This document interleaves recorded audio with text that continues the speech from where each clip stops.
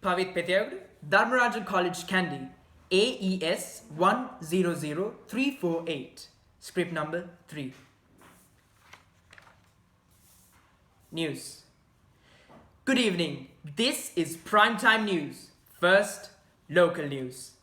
Sri Lanka has shipped back to Britain container loads of waste the government said was brought to the island in violation of international laws governing the shipping of hazardous material.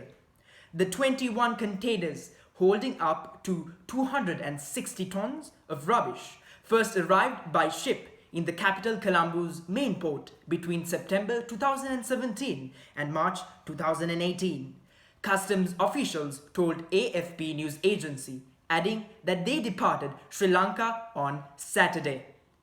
The container's contents were supposed to comprise used mattresses, carpeting, and rugs, but had also contained hospital waste, official said. Customs did not reveal the type of hospital waste, but previously, illegally imported containers had included rags, bandages, and body parts from mortuaries, according to officials. Customs spokesman Sunil Jayaratne stated on Sunday that they were working to secure compensation from those responsible from getting the containers into their country. Another 242 containers from Britain, which arrived in 2017 and 2018, which the government said were holding illegal waste in violation of international law, remain abundant at the same port and at a free trade zone outside Colombo. The government is currently engaged in legal action against the shipper to have the 242 containers removed from the country.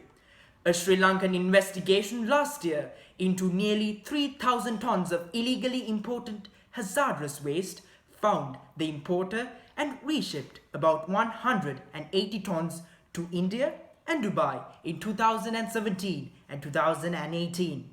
In recent years, several Asian countries have refused to be treated as the wealthy world's rubbish dump and have turned back container loads of waste from foreign shores. Local foreign news. New Zealand's Greg Barclay has been elected as the International Cricket Council's new independent chairman, the sports world governing body said. Barclay, a commercial lawyer and director of New Zealand cricket since 2012, replaces interim chairman Imran Khawaja, who himself had stepped in to temporarily succeed India's Shashank Manohar after his second two-year term ended in July.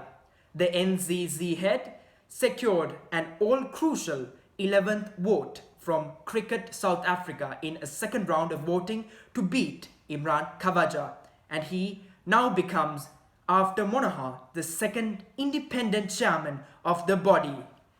It also ends a secretive and drawn-out process which has brought the surface clear divisions among those running the game and how they see it being run, working through those divisions deepest around the balance between ICC events and bilateral cricket in the next cycle will be front and center of his briefs.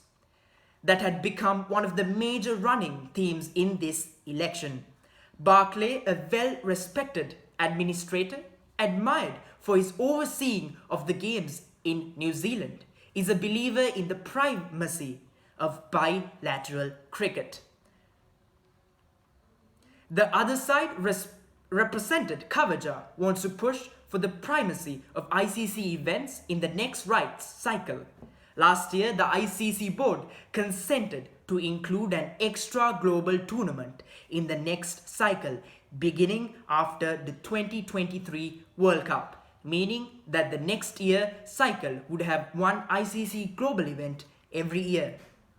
In an ICC release, the chairman-elect stated that it was an honor for him to be elected as the chair of the ICC, and he thanked his fellow ICC directors for their support. He also expressed his hope in emerging from the global pandemic in a strong position. That's all the news we've got for you today. I'm Pavith Udara Bandara, wishing you a pleasant day. Documentary. The Portuguese man of war, also known as the man of war, blue bottle or floating terror in a marine hydrozone found in the Atlantic Ocean and Indian Oceans. The name man of war comes from the man of war, an 18th century sailing warship, and the Nigerians' resemblance to the Portuguese version of it at full sail.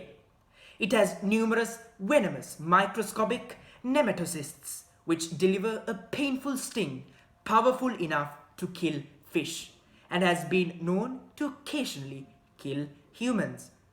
Despite its appearance, the Portuguese man of war differs from single organisms like jellyfish, as they are siphonophores, a colonial organism made up of many specialized, though genetically distinct, parts called zooids.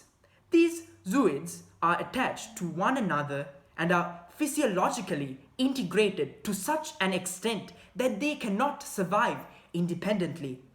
The assemblage of zooids works together to function as an individual animal. Stings from a Portuguese man of war are often extremely powerful.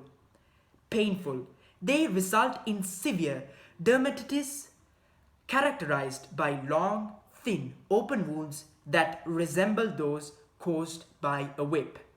Found mostly in tropical and subtropical waters, the Portuguese man of war lives at the surface of the ocean.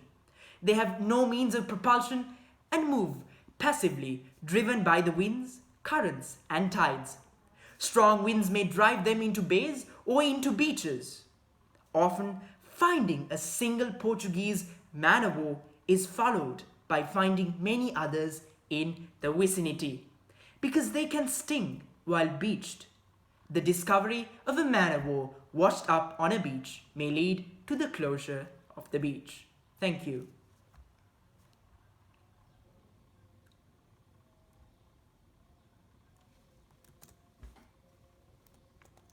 Live.